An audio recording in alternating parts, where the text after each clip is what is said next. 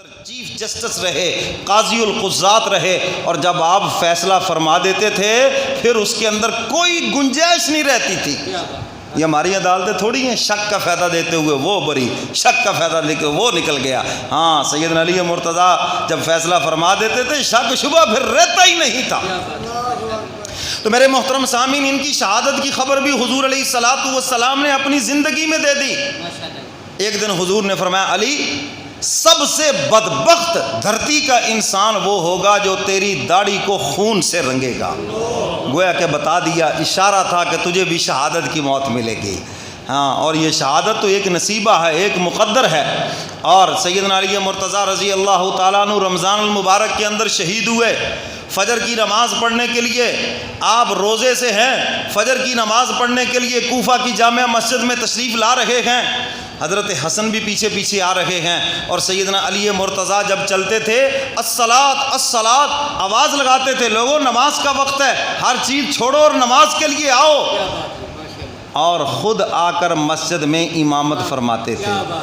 خود آ کر بولو بولو خود آ کر مسجد میں۔ یہ تھی ریاست مدینہ۔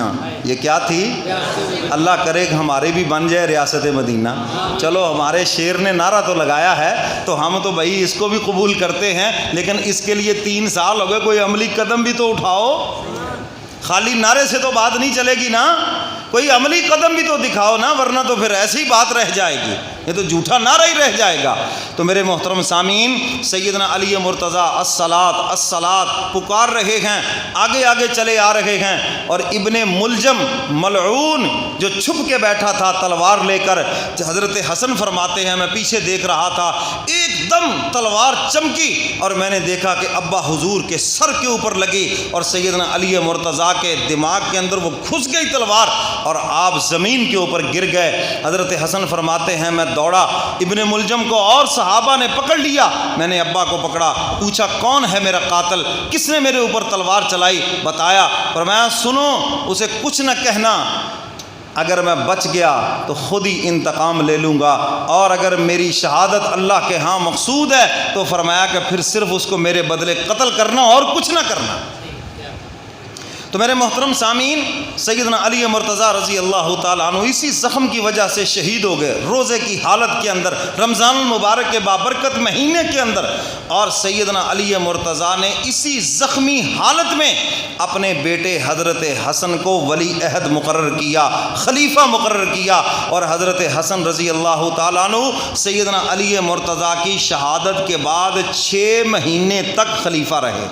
کتنی دیر تک خلیفہ رہے؟ 6 مہینے تک، اور اس کے بعد پھر انہوں نے حضرت امیر معاویہ سے صلح کی، اور حضرت امیر معاویہ کے ہاتھ پر بیعت کی، اور حضور کی یہ پیشین گوئی پوری ہوئی۔ فرمایا میرا بیٹا حسن سردار ہے اور اس کے ہاتھ پہ 2 مسلمان گروہوں کی صلح ہوگی، کیونکہ حضور نے یہ پیشین گوئی عطا فرمائی تھی۔ تو میرے محترم سامعین، سیدنا علی مرتضیٰ رضی اللہ تعالیٰ عنہ امام اہل سنت، امام برحق ہیں۔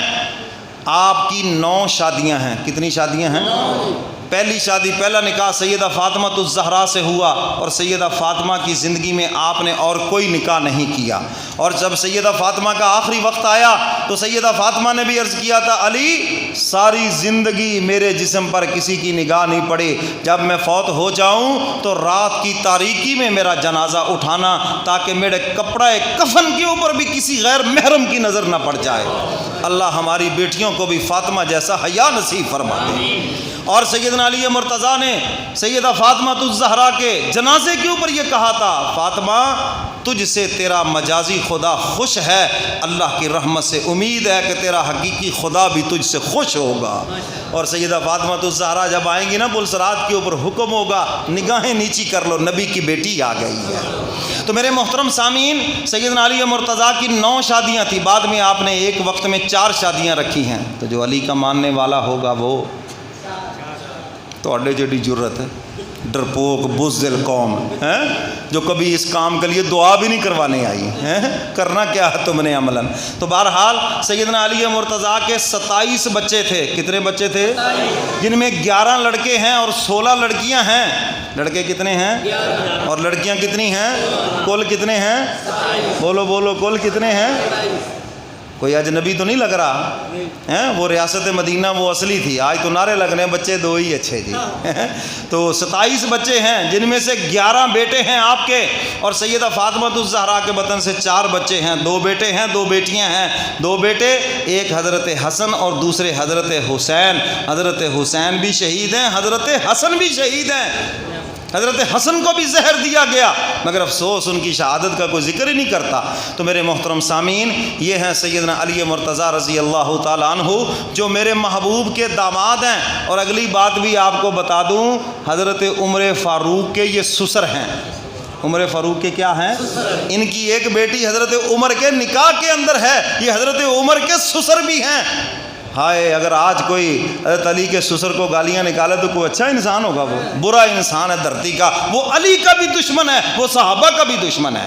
تو سیدنا علی مرتضیٰ رضی اللہ تعالیٰ عنہ یہ عظیم انسان ہیں، جن کے فضائل اور مناقب بھی آپ کو سنائے، اور ان کی شہادت کی خبر بھی حضور علیہ الصلاۃ والسلام نے دی، اور آپ پھر کوفہ کے اندر ہی، نجف کے اندر تدفین آپ کی ہوئی۔ اللہ مجھے اور آپ کو قرآن و سنت پہ عمل کی توفیق عطا فرمائے۔